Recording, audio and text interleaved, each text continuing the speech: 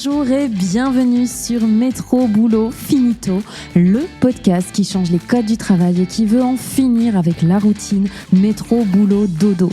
Dans ce podcast dédié au travail, on parlera efficacité, relations au travail, bien-être, mais aussi vision du travail de demain.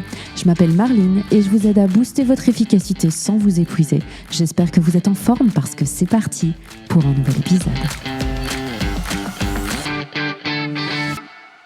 Bonjour, j'espère que vous allez bien aujourd'hui. Moi, je suis hyper en forme parce que c'est le... En fait, normalement, il y a 15 jours, vous avez eu l'épisode Joyeux anniversaire du podcast puisque ça faisait 1 an tout pile que j'avais publié le premier épisode. Et en fait, j'ai décidé que ce serait un mois anniversaire. Là, vous voyez, j'ai décidé que le podcast, on allait un petit peu le fêter tout au long de ce mois de septembre. En fait, cette semaine, j'avais envie de faire un truc un petit peu particulier parce que je me suis dit, ça fait 1 an, tu as eu beaucoup d'invités au micro du podcast. Et j'avais envie de faire un épisode qui les mettait un petit peu tous à l'honneur. Et je me suis dit, comment est-ce que je peux faire pour faire un épisode un peu compile, un peu best-of. Et je me suis dit, en fait, Marline, avec tous les invités, il y a une question que tu leur as posée à tous au micro du podcast, qui est un peu ta question signature. Et c'est cette idée de, tiens, quel est pour vous, à quoi va devoir ressembler le travail de demain ? Et donc, je me suis dit, si je vous faisais un petit épisode qui résumait les visions de chacun des invités au micro du podcast et de ce qu'ils m'ont chacun répondu à cette fameuse question de quel sera, selon eux, le travail de demain. Donc aujourd'hui, c'est essentiellement de ça dont on va parler, ce fameux travail de demain. Quel monde du travail on a envie de construire ? Aujourd'hui, il y a énormément d'enjeux économiques, écologiques, sociaux et sociétaux. Il y a beaucoup de climats anxiogènes dont on a parlé avec bon nombre d'invités au micro du podcast. Une incertitude aussi sur ce que sera le monde de demain. Et je trouve hyper intéressant, et c'est la raison pour laquelle j'ai lancé ce podcast aussi, c'est parce que j'avais envie de donner la parole à chacun pour exprimer sa vision du travail, l'évolution qu'il voit pour le travail de demain, les changements qu'on a besoin d'opérer ou pas pour que ça fonctionne et que ce soit encore viable pour chacun dans les années qui viennent. Donc, quoi de mieux qu'un mois anniversaire pour vous proposer un petit récap et qu'on réfléchisse ensemble sur toutes les visions du travail de demain qui ont été avancé par les différents invités au micro du podcast. Je vous propose qu'on commence avec la vision du travail de demain de Michael Menu, le CEO de Broptimize, qui était mon tout premier invité au micro du podcast et avec qui on avait vraiment adoré échanger parce qu'il y avait c'était une vraie conversation. C'était un vrai plaisir d'enregistrer un épisode avec lui parce que vraiment, je me suis retrouvée à table comme avec un bon pote en train de parler de nos expériences et nos visions du monde et j'ai trouvé ça vraiment génial et je pense que ça s'est ressenti aussi dans l'enregistrement. Donc c'est l'occasion aussi de remercier Michael d'être passé au micro du podcast, d'avoir partagé son expérience. Alors si vous voulez réécouter les épisodes de chacun des invités, je vous mettrai tous les liens ici en description de cet épisode-ci, comme ça vous n'aurez plus d'excuses pour les avoir manqués. Mais donc, quand j'ai demandé à Michael c'est quoi ta vision du travail de demain ou en tout cas à quoi doit ressembler le travail de demain pour être plus durable, voilà ce que Michael m'avait répondu. J'ai retenu une phrase, elle n'est pas de moi et je ne sais pas de qui elle est, donc je suis désolé de la voler, mais par rapport à ça, j'avais entendu une phrase, je pense, qui est quand même connue, qui était de dire que hier on travaillait avec les muscles, aujourd'hui on travaille avec le cerveau, demain on travaillera avec le cœur et je pense que c'est vraiment ça. Ouais. Et ça, si je devais dire quelque chose qu'on ressent chez les gens, c'est surtout ça. Quand tu entends des burn-out, en fait, c'est souvent à cause de ça. Parce que t'avais pas de burn-out dans des gens qui allaient parfois à la mine. Ouais. Alors que radicalement, c'était beaucoup plus dur que le travail même que des gens font aujourd'hui. Donc c'est que le problème ne vient pas fondamentalement des conditions de travail, mais du fait qu'aujourd'hui, tu ne peux plus travailler si tu n'as pas de sens à ce que tu fais. Ouais. Ça, c'est quelque chose de nouveau. Alors je sais pas d'où ça vient, mais je pense que c'est très bien. Parce que ça donne beaucoup plus de plaisir et de passion dans ce qu'on fait. Et pour moi, c'est ça le boulot de demain. En fait, tu ne pourras plus faire du travail sans comprendre ce que tu fais, sans faire du travail entre guillemets bête et méchant sur lequel tu ne peux pas y mettre ta passion et ton cœur. Et je pense que c'est ça qui va changer. Et s'il y a une chose à laquelle on doit faire attention en tant qu'entreprise, c'est à ça. J'avais beaucoup aimé cette citation que Mickaël avait repris en disant on travaillait avant avec le corps, maintenant avec le cerveau et demain avec le cœur. Et avec cette idée qu'effectivement le sens de nos actions est primordial. Et je pense aujourd'hui, je le ressens aussi quand je parle avec vous en off, cette question du sens, cette question de pourquoi je me lève chaque matin, pourquoi je fais mon travail, est-ce que mon travail a un vrai sens à la fois pour moi-même, mais aussi de manière plus globale pour la société, pour le monde. C'est quelque chose qui prend de plus en plus d'ampleur. Donc je crois que Mickaël n'a pas du tout tort sur ça. Et moi, j'irai un petit peu plus loin dans l'interprétation qu'il a donnée. Je dirais aussi que demain, on travaillera avec le cœur. C'est aussi redonner de la place à l'intelligence émotionnelle dans l'entreprise. Comprendre les besoins, les attentes et les émotions aussi de chacun au sein d'une structure. Comprendre que chaque être humain a sa place dans l'entreprise et a une valeur et qu'il doit être respecté aussi, entendu et reconnu à sa juste valeur. C'est primordial et fondamental pour moi si on veut construire un travail qui est plus durable et où les rapports hiérarchiques sont aussi repensés. Le deuxième invité que j'ai accueilli au micro, c'est Julien Detry, qui est Head of Wellbeing chez Etias et avec qui j'adore toujours échanger parce que c'est quelqu'un qui me permet vraiment d'ouvrir le champ des possibles, d'affiner ma réflexion, d'aller plus loin, d'explorer des pistes. Et je trouve qu'il y a une vraie richesse dans les conversations qu'on a, une richesse qu'il avait réussi à bien retranscrire aussi dans cet épisode de podcast avec plein de tips, plein de partages d'expériences, en toute humilité aussi. Et donc j'avais beaucoup aimé. Merci beaucoup encore, Julien, de t'être prêté à l'exercice du podcast. Et puis, quand j'avais dit à Julien, tiens, c'est quoi pour toi le travail de demain, en tout cas à quoi il va devoir ressembler pour créer un monde qui est à la fois plus durable économiquement et humainement, voilà ce que Julien m'avait répondu. Ça, c'est une question compliquée, évidemment. D'une certaine manière, j'ai la conviction profonde que le travail de demain sera de nouveau un travail qui va permettre à chacun de trouver un sens dans ces questions d'équilibre, dans cette question d'utilisation des ressources. Le travail de demain, il continuera d'être individualisé parce que, d'une certaine manière, on a franchi des seuils aujourd'hui et je ne pense pas qu'on puisse envisager des retours en arrière par rapport à ça. Par contre, on peut mieux comprendre un certain nombre de déterminants de ce qui va être important. Et donc, le travail de demain, il doit être équilibré.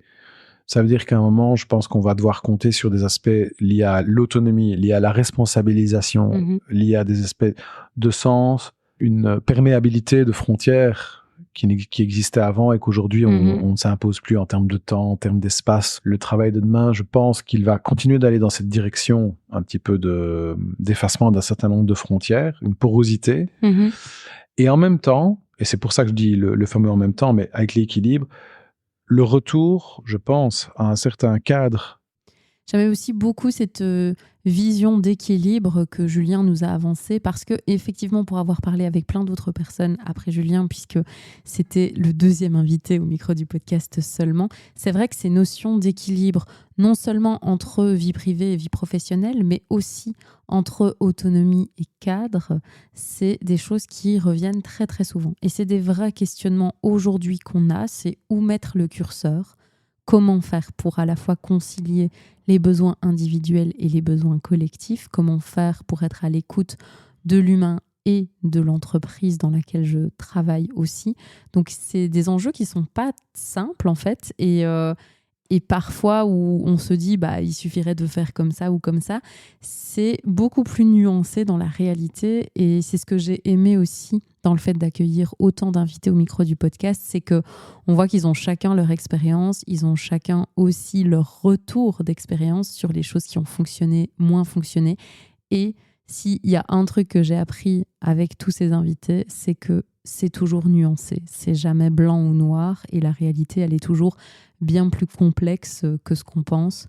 Donc cette notion d'équilibre, elle est, je pense, très compliquée à trouver et très subtile aussi, quelque part, à trouver pour créer ce travail plus durable. La troisième invitée qui est passée par le micro du podcast, c'est Virginie. Virginie qui est chargée de com, qui elle est collaboratrice et qui a vraiment partagé son expérience de collaboratrice et donc son point de vue aussi sur qu'est-ce que, en tant que collaborateur, j'ai besoin pour me sentir bien dans le travail de demain. Et je trouvais très intéressant d'avoir sa vision à elle. Merci Virginie de t'être aussi prêtée au jeu du podcast. Et puis Virginie, ça fait partie des petites histoires qui sont belles parce que c'est des gens que tu connais pas par avance. C'est des gens qui t'ont rencontré sur les réseaux ou en tout cas qui t'ont trouvé sur les réseaux et avec qui en fait tu vas créer un lien d'amitié au-delà du podcast. Et donc ça, c'est des rencontres qu'on aime beaucoup et c'est aussi une des raisons pour laquelle je fais le podcast parce que, comme je vous le disais dans l'épisode spécial 1 an, ça crée un lien humain qui est bien différent que tout type d'interaction professionnelle qu'on peut avoir et ça crée parfois aussi des très belles amitiés, comme ça a été le cas pour moi avec Virginie. D'ailleurs, Virginie, il ne faut pas qu'on oublie d'aller boire un café bientôt. Bref, quand j'ai demandé à Virginie quelle est ta vision du travail de demain, voilà ce qu'elle m'a répondu. C'est une très bonne question. Je pense le travail de demain, il est flexible, clairement. Il est à l'écoute, pour reprendre ce que j'ai dit, ce qui est important. Il est flexible et à l'écoute. Et il est peut-être un peu plus inclusif aussi dans le sens pas autant séparer les générations puisque comme tu dis il y a beaucoup qui disent ouais Gen Z fainéant machin mais peut-être que en fait chaque génération a à apprendre l'une de l'autre enfin bien sûr clairement et je pense que voilà les considérations sont clairement différentes cette génération ne met plus la valeur au travail aussi centrale que nos générations les générations qui nous ont précédés mais c'est mieux en fait parce que l'idée c'est quand même de travailler pour vivre et pas vivre pour travailler quoi pour reprendre une expression un peu bateau. Donc je pense que oui, parce que je crois qu'on a aussi à apprendre clairement de nos aînés de la génération d'avant, mais dans les deux sens en fait. Et si on peut allier ces approches pour aussi les objectifs de demain et faire attention à notre planète quand même, je crois que ça pourrait être sympa parce que je crois que les deux ont des choses à apporter. Enfin les deux, toutes les générations ont des choses à apporter, mais les objectifs sont différents aujourd'hui quoi. Et je crois qu'on a bien besoin de toutes les idées et de toutes les visions de tout le monde pour y arriver quoi. J'aime beaucoup que Virginie souligne cette idée de, quelque part, être à l'écoute de chacun. Peu importe son statut social, peu importe sa génération, peu importe sa place dans l'entreprise, mais de vraiment être à l'écoute des besoins, des envies de chacun et de l'expérience aussi, parce que on a tous à apprendre des autres et on a tous quelque chose à apporter. Et j'aime vraiment beaucoup cette définition-là que nous a apportée Virginie, puisque je la valide à 100%. C'est pour ça qu'on s'entend bien, Virginie.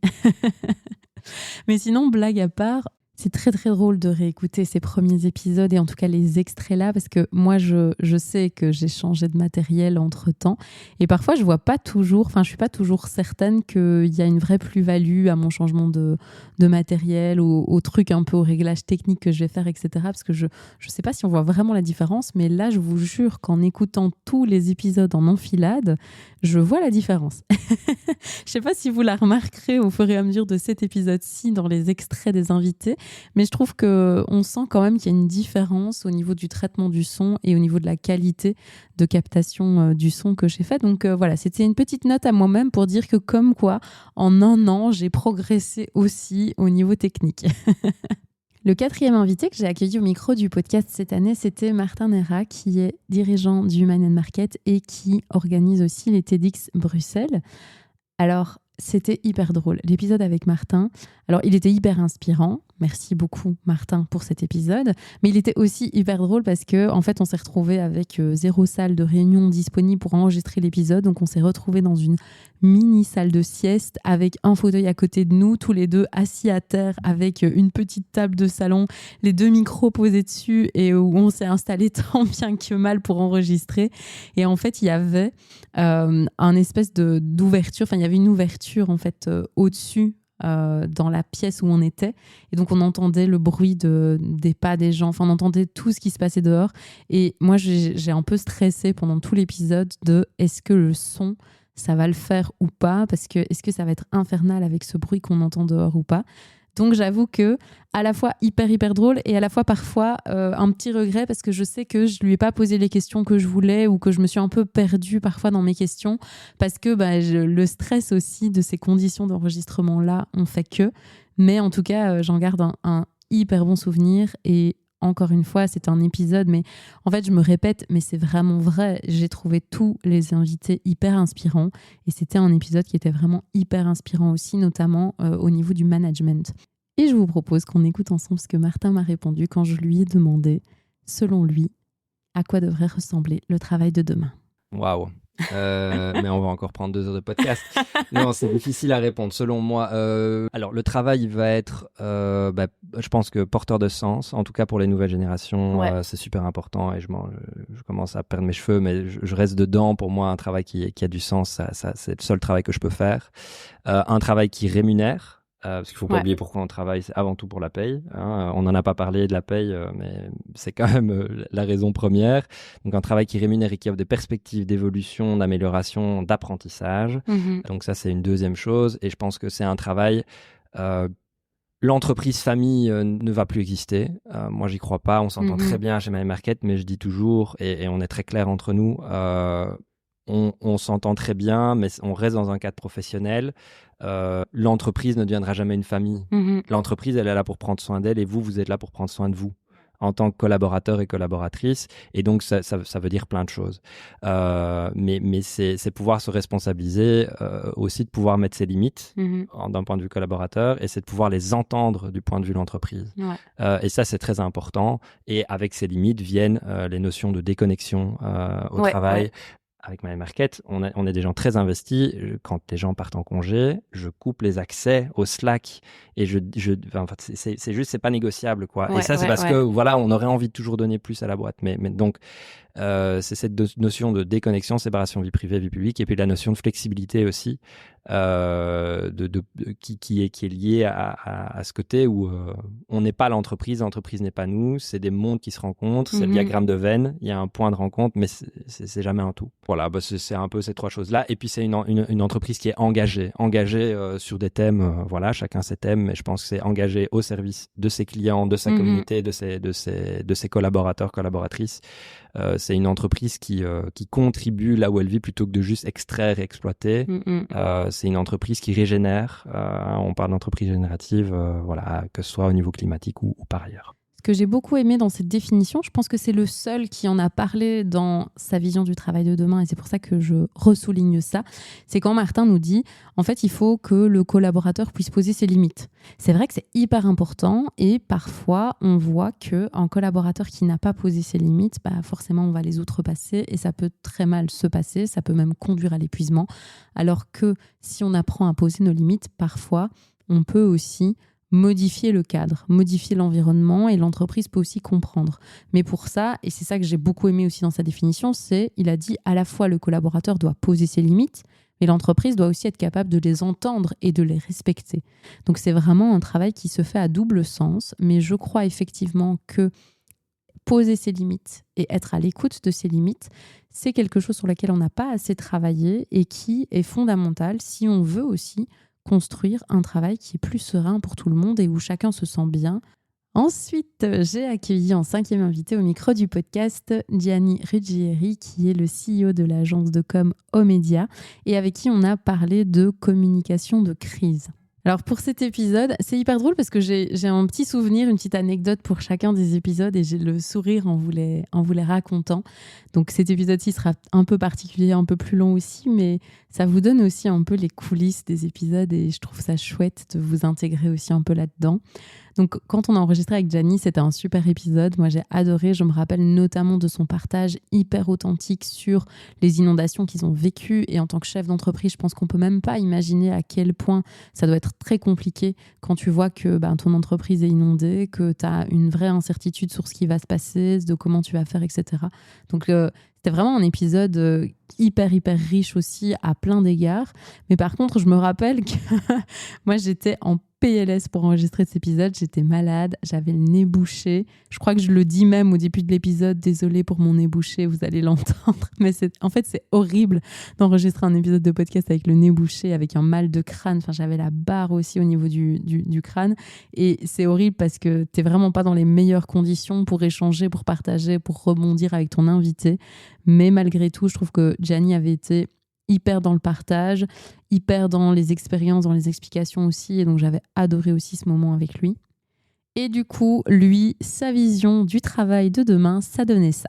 Je pense que le travail demain sera d'autant plus fort si on peut associer la valeur que le travail représente chez une personne et la valeur ajoutée que l'entreprise apporte dans son marché. C'est à partir de là qu'on va pouvoir construire un monde qui, selon moi, doit rassembler. Et s'il doit rassembler, c'est parce que le monde que nous vivons est inégalitaire. Il est profondément inégalitaire.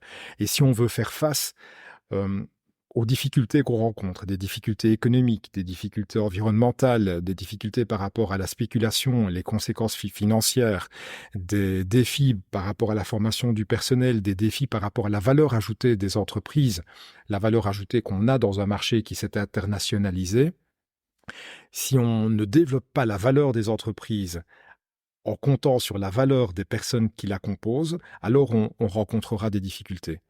Encore une fois, une vision hyper humaine du travail avec cette nécessité de prendre en compte la valeur des gens, comme le dit Gianni, qui composent l'entreprise, parce que c'est ces personnes qui vont aussi porter l'entreprise. Ce que j'aime bien aussi dans sa vision du travail, c'est on va rajouter dans cette dimension de sens dont on a parlé tout à l'heure. C'était hyper important pour chacun de comprendre le sens de ses actions au quotidien. Mais lui, il a rajouté cette dimension du sens de l'entreprise. L'entreprise engagée pour le bien commun, engagée pour contribuer à aussi un monde de demain. Et donc, quel est le sens aussi de l'entreprise et pas juste le sens que moi, je mets dans mon travail au quotidien. Et ça, j'aime beaucoup aussi qu'on se pose ces questions-là. Est-ce que l'entreprise, quel est l'essence en fait de mon entreprise? À quoi elle sert aujourd'hui? Et est-ce qu'elle sert vraiment? Est-ce qu'elle répond à un vrai besoin social aujourd'hui? Donc ça, je trouve c'est intéressant aussi d'aller jusque-là et de se poser cette question du sens, non seulement pour soi-même, mais aussi pour l'entreprise en tant que telle. Après Gianni, j'ai pris mon sac à dos, le train, et je suis montée à la capitale, dans les bureaux d'eBloom à Bruxelles pour partir à la rencontre de Margot Guillaume, qui est cofondatrice d'eBloom, un logiciel de feedback et de baromètre un petit peu de santé pour évaluer un petit peu la santé des entreprises et le bien-être des collaborateurs. Margot qui a été aussi hyper inspirante dans tous ses partages, notamment sur le feedback positif et sur les générations. Merci beaucoup à Margot aussi d'être passée au micro du podcast. On avait quand même beaucoup de choses et de visions qui étaient hyper alignées. Donc, c'était hyper chouette aussi de vraiment pouvoir échanger en se comprenant et en étant assez d'accord l'une avec l'autre. Et du coup, quand j'ai demandé à Margot sa vision du travail de demain, voilà ce qu'elle a répondu. Grosse question. Ah ouais. Pour moi, le travail de demain, c'est un monde du travail où toute cette notion d'engagement, d'épanouissement dépasse les ressources humaines, qui n'est pas juste portée par... c'est plus le rôle du RH, en fait, de gérer le bien-être, entre guillemets, mais c'est quelque chose qui est porté par tous. L'entreprise de demain, c'est un leadership qui est attentif et informé, qui sait ce qui se passe dans son entreprise. C'est des managers qui sont équipés, qui ont beaucoup plus de data sur l'humain, parce qu'aujourd'hui, on a data sur tout, sur les finances, sur les marchés, surtout, mais sur l'humain, on n'a pas. Des managers qui sont vraiment équipés, qui savent, voilà, il y a un manque de reconnaissance dans mon équipe, je m'adapte, qui sont vraiment très connectés à leur équipe.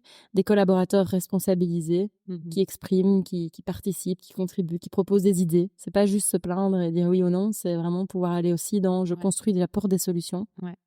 Et donc, c'est un écosystème, en fait, où tout ça, c'est vécu comme un projet commun, où finalement, les ressources humaines, qu'est-ce qu'elles font? Elles ont un rôle de facilitateur et de fédérateur autour de ce projet-là.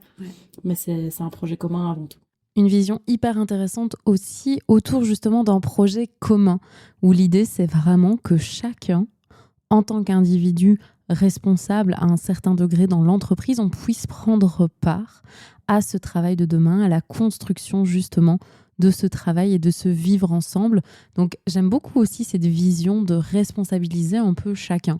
Outre être à l'écoute de chacun, c'est aussi dire mais chacun prend part aux choses. Et donc, en fait, c'est un collectif qui va créer quelque chose ensemble et c'est pas juste une personne qui va avoir une vision et que tout le monde va suivre.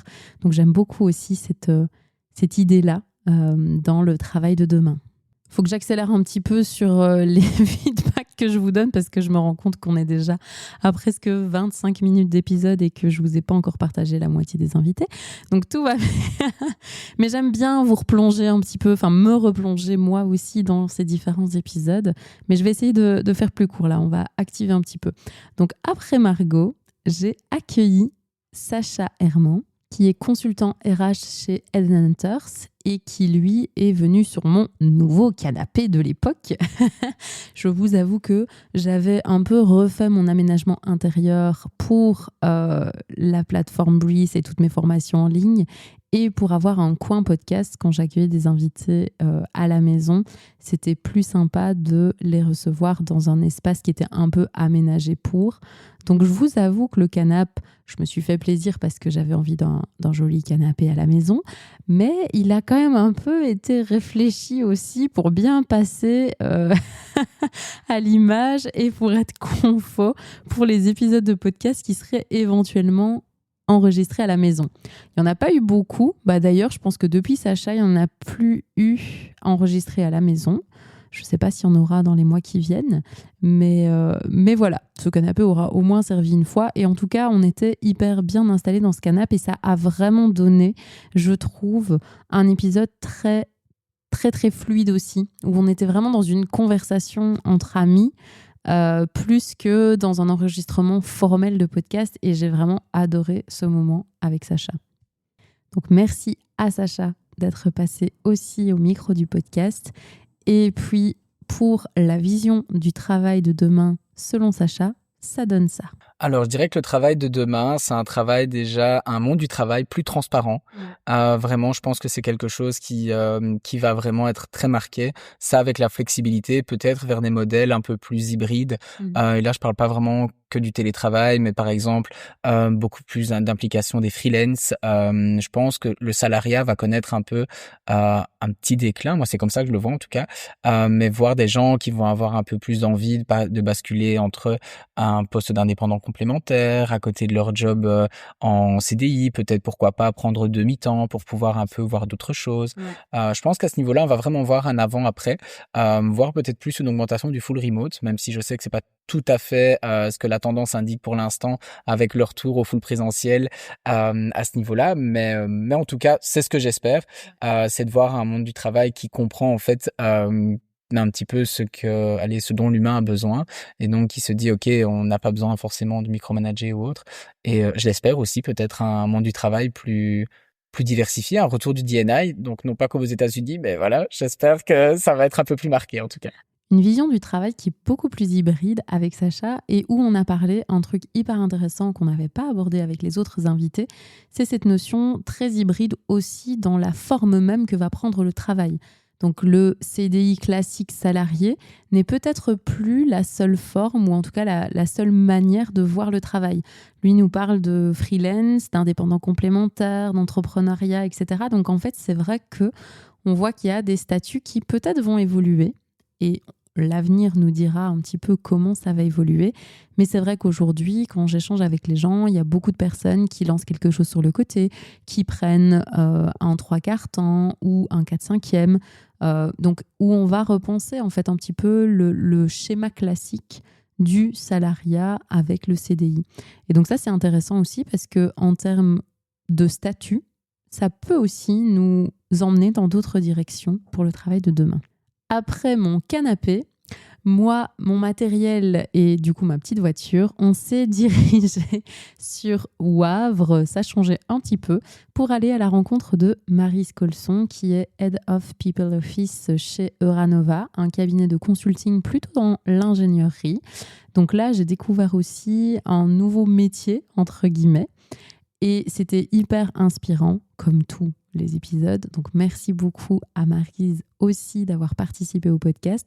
Et avec Maryse, on a parlé à la fois de l'approche de fidélisation des collaborateurs, etc. chez Euranova, et puis aussi de son side job, entre guillemets, qui n'est pas un job parce que c'est une activité bénévole, mais où elle veut sensibiliser au rôle modèle et aux leaders féminins dans justement les métiers de la tech, des sciences et des métiers qui sont souvent associé encore aujourd'hui au masculin. Donc c'était un épisode qui était hyper riche et vous ne le voyez pas puisque je ne fais pas des épisodes enregistrés face cam, mais j'ai adoré voir le sourire sur les lèvres de Maryse tout au long de cet épisode et de tout ce qu'elle me racontait. On sentait vraiment à quel point c'est quelque chose qui l'animait vraiment, et ça fait hyper plaisir aussi à vivre et à ressentir avec la personne. Et je vous propose qu'on découvre ensemble la vision du travail de demain de Maryse. Je pense qu'actuellement, on est dans une drôle de conjoncture avec une situation géopolitique archi incertaine, très anxiogène même, et en parallèle, une explosion de l'utilisation des generative AI qui remettent vraiment en question le travail qu'on est en train de faire. Et beaucoup de personnes sont en train de se demander mais est-ce que mon travail va encore servir demain ? Et donc, je pense qu'on a déjà entamé cette transition, mais on va vers plus de sens. Je pense que vraiment, le travail de demain est un travail qui aligne la personne sur ce qu'elle fait, sur la mission de son travail. Donc, une grande importance au sens, une grande importance à l'humain, à ces liens humains pour lesquels Generative AI ne va rien pouvoir pour nous, je crois, et une revalorisation extrême de tout ce qui est artisanat et métier manuel. Parce que là non plus, on aura de plus en plus des exosquelettes qui vont pouvoir faire les choses pour nous, mais les métiers manuels, les métiers du soin, tous ces métiers-là, j'espère vraiment qu'on va vers une revalorisation de leur impact. Du sens, de l'humain au centre, ça c'est des choses qui reviennent quand même assez souvent dans les épisodes avec les invités. Et puis une dimension aussi que Maryse a abordée en plus, c'est cette nécessité de revaloriser aussi le travail manuel. C'est vrai qu'on est dans une société majoritairement tertiaire aujourd'hui et où quelque part certains métiers perdent leur sens. On parlera des bullshit jobs de David Graeber. Peut-être je vous ferai un épisode complet sur les bullshit jobs un jour, parce que je sais que j'en parle souvent, je sais que je cite souvent David Graeber dans mes épisodes de podcast, mais je crois que j'ai jamais pris le temps de vous faire vraiment un épisode sur ça et de vous expliquer vraiment le concept. Donc peut-être à noter pour les mois qui viennent. Mais effectivement, avec cette quête de sens vient aussi ce côté, mais j'ai envie de faire les choses de mes mains, j'ai envie de comprendre d'où viennent les produits que je consomme parfois, d'avoir quelque chose qui a un vrai impact sur la société. Et donc, effectivement, cette quête de sens s'entremêle, si je dirais, avec cette envie aussi de se reconnecter parfois à des métiers qui sont plus manuels. Et je suis assez d'accord avec Maryse que ces métiers-là ont besoin aussi d'une revalorisation dans les années qui viennent. Après Maryse, je n'ai pas rencontré un ou une intervenante, mais je suis partie à la rencontre de 45 personnes, puisque j'ai, comme j'aime le dire, sorti Métro Boulot Finito des studios pour créer un événement en live. Donc on s'est retrouvés avec 4 intervenants à enregistrer 2 épisodes de podcast devant un public d'une 40aine de personnes. C'était un moment hyper chouette que je vais recommencer. Spoiler, restez bien attentifs parce que, à mon avis, avant la fin de l'année, il va y avoir une édition number 2 de Métro Boulot Finito on Stage. C'est petite info exclusive pour vous. Mais c'était vraiment un moment hyper riche parce que ça, on l'a vécu en plus avec les gens physiquement. Donc, il y avait un enregistrement de podcast, certes, mais il y a vraiment eu aussi un échange avec le public, avec les gens qui étaient là avec nous. Et ça, c'était très différent. Et ça m'a donné envie d'aller encore plus loin dans les interactions qu'on allait créer avec le public lors de ces événements. Et ça m'a confortée aussi dans l'idée que moi, j'avais envie de faire des événements. Et donc, comme on avait fait des épisodes qui étaient déjà hyper longs et où on a parlé justement de nos visions du travail de demain, de l'évolution, etc., j'ai demandé à mes 4 intervenants, à savoir Pauline Michel de chez Stratétique, Jean-Baptiste Jacquemin de chez Mesurmen, Sébastien Remacle, qui est cofondateur de TrustUp, et Maxime Deuze, cofondateur de Deuze. On a, avec eux 4, fait un petit peu, tiens, c'est quoi votre vision du travail de demain ? Mais comme on était à la fin de l'épisode qui avait déjà dépassé son timing, je leur ai dit de me résumer ça en un mot. Spoiler, c'était très compliqué pour eux à faire. Flexibilité, okay. Je pense, et du coup je m'arrête là. J'espère que vous appréciez cette réponse incomplète. Je pense que le travail de demain sera sensiblement le même qu'aujourd'hui. Je ne saurais pas le faire en un mot, moi. J'ai bon réfléchir. Je pense que le travail de demain, on va pouvoir en fait limiter les tâches à faible valeur ajoutée pour les gens, grâce notamment à l'intelligence artificielle, et recentrer les gens sur des choses qui créent beaucoup plus de valeur et qui sont beaucoup plus sensées pour elles. Jean-Baptiste. Et là, je sèche aussi sur un mot, mais je dirais peut-être balancier. Ok. Et je vous laisse avec ça. Ça n'a pas été simple pour eux de le faire en un mot, mais effectivement, flexibilité, balancier, c'est des mots dont on a déjà parlé et qui reviennent. Et effectivement, je crois qu'on a un peu tous cette envie et cette volonté d'arriver à trouver un juste équilibre entre les demandes et les besoins de chacun. Merci encore beaucoup, Pauline, Sébastien, Maxime et Jean-Baptiste, de m'avoir permis de rendre possible le Métro Boulot Finito on Stage, d'avoir aussi partagé vos expériences et de nous avoir permis de vivre ce moment-là qui, je pense, restera gravé dans mon petit cerveau. Puis après, j'ai fait un petit retour au calme avec un épisode un peu plus traditionnel, entre guillemets, où je suis partie à la rencontre d'un entrepreneur. Et quel entrepreneur! Jonathan Bouy, CEO de chez Elneo, qui m'a vraiment fascinée, tout simplement. Alors, vous le savez, j'ai adoré vraiment chaque épisode et je trouve que chacun de mes intervenants était hyper inspirant. Mais c'est vrai que Jonathan, ce qui m'a fasciné, c'est son humilité. C'est vraiment quelqu'un qui est hyper inspirant de par ce qu'il accomplit, qui est hyper novateur aussi, parce que le management participatif et l'actionnariat participatif ne sont pas des choses que beaucoup d'entreprises ont mis en place aujourd'hui. Donc, il fait partie de ces personnes qui sont quand même très novatrices. Et pourtant, il a une véritable humilité et une véritable envie d'être à l'écoute des remarques, de progresser, de toujours faire mieux. Et donc, je le trouve vraiment hyper inspirant aussi de par cette humilité qu'il a, alors qu'en fait, il accomplit et il a une vision des choses que je trouve vraiment extraordinaire. Et si tous les patrons pouvaient penser comme lui, je pense vraiment que ça nous aiderait à bien des égards. Et sa vision du travail de demain, ça donne ça. C'est quoi le travail de demain? Ouais, vaste question. Moi, j'ai l'espoir, la croyance et le rêve que ce soit du faire ensemble. Et je trouve qu'on est fort venu dans un monde individualiste où chacun pense à lui. Dans son travail, on pense à soi, on pense à sa carrière. Et il y en a qui n'hésitent pas à écraser les autres pour arriver à monter un peu plus haut. Et en fait, si on va plus lentement et qu'on va ensemble, on va vers quelque chose qui est beaucoup plus sain et serein. Ouais. Via l'industrialisation, on a été vers beaucoup de plus vite, plus de tout. Mais en fait, ce plus de tout, c'est moins de nous et c'est moins pour nous. Et c'est ça que chez nous aussi, on essaie d'avoir vraiment un équilibre vie professionnelle, vie privée. Moi, par exemple, j'ai pas mes mails sur mon téléphone, je travaille pas le week-end, je travaille pas le soir. C'est important d'avoir cet équilibre et de revenir dans se dire à un moment, en fait, la vie, c'est maintenant. Et il faut pas toujours se dire je me défonce au travail pour avoir plus de je sais pas très bien quoi, mais plus tard, ce sera mieux. Et c'est d'arriver à retrouver cet équilibre entre la vie professionnelle et la vie privée. Et je pense que c'est pas si loin de ce qu'on a aujourd'hui. Je pense qu'il y a beaucoup de changements sur le sens, mais le sens, c'est pas toujours mon job doit changer la planète. C'est déjà, est-ce que ça me donne une capacité de vivre la vie que j'ai envie de vivre? Et de temps en temps, plutôt que d'aller chercher vers le plus, chercher vers le moins, c'est pas mal. Après, c'est vrai que socialement, c'est toujours mieux vu de faire plus, d'avoir une plus grosse voiture et d'avoir... Mais est-ce que c'est vraiment nécessaire à un moment ou est-ce qu'on peut arriver à se stabiliser à un certain moment et juste se dire, j'ai plus de temps?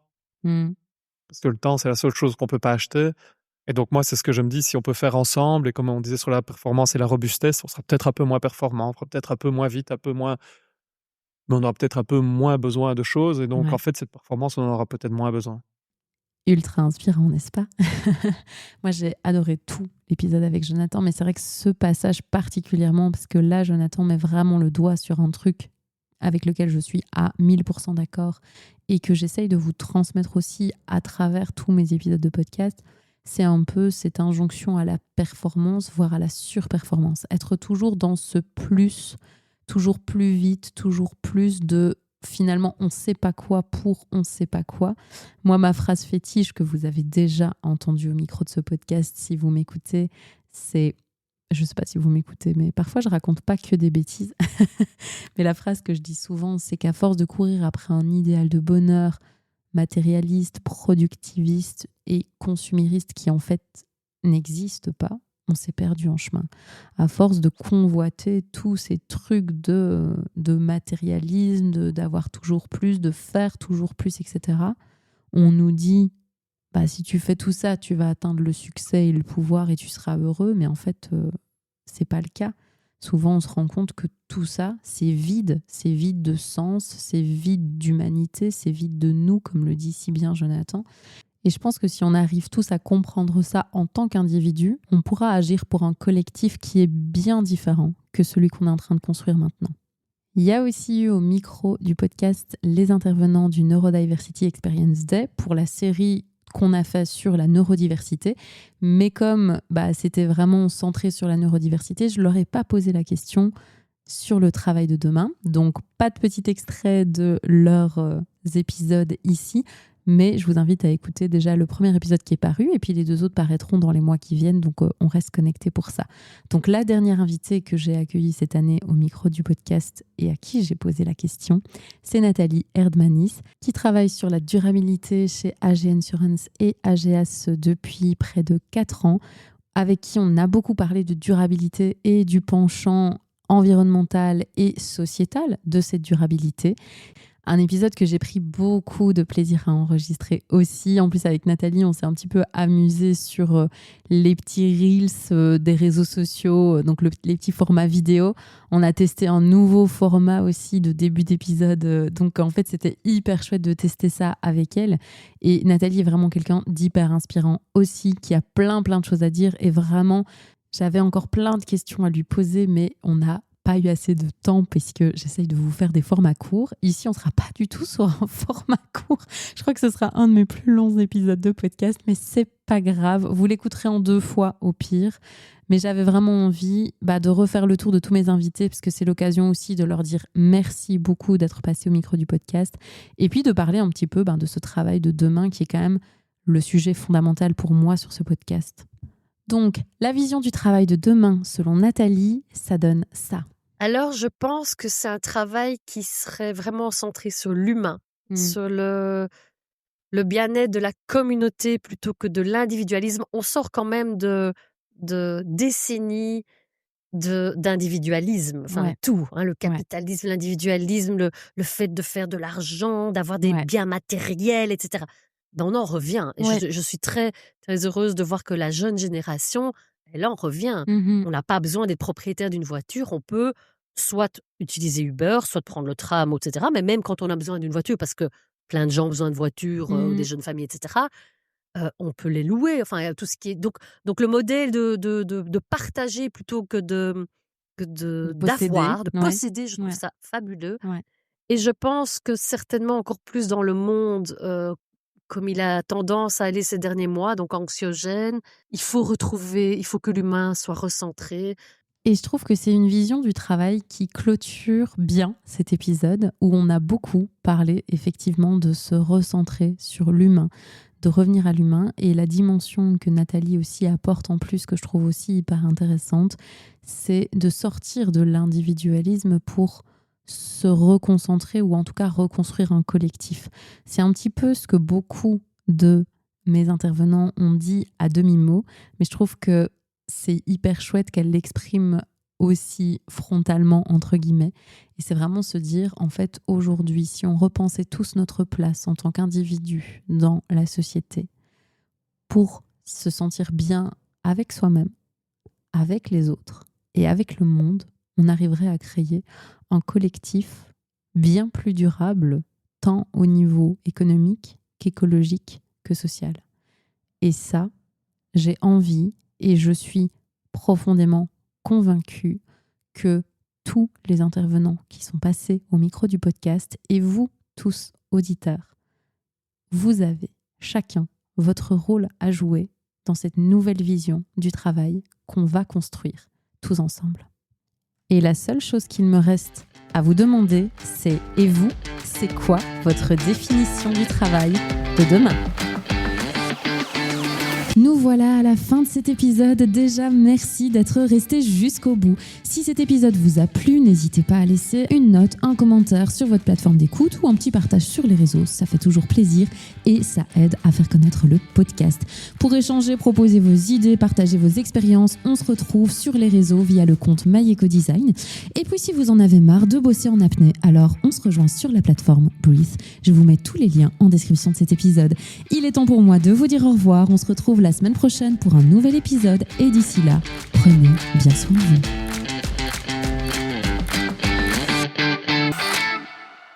Oui, je sais, j'ai craqué. Cet épisode était un chouïa trop long, mais c'est un peu le résumé d'un an de travail et d'un an de vision du monde du travail et j'avais envie de prendre un peu de temps pour en parler. Donc j'espère que cet épisode t'a plu et pour te remercier d'être resté jusqu'au bout, comme d'habitude, petit spoiler, la semaine prochaine, je te donne 3 hacks à utiliser quand tu sens que tu es en train de courir dans tous les sens mais que tu n'es pas hyper productif. Donc on se retrouve la semaine prochaine pour ce petit épisode. Promis, la semaine prochaine, je me rattrape. L'épisode fait 12 minutes à tout péter. Donc ça compensera les 45 minutes que tu viens de passer avec moi. Sur ces bonnes paroles, à la semaine prochaine.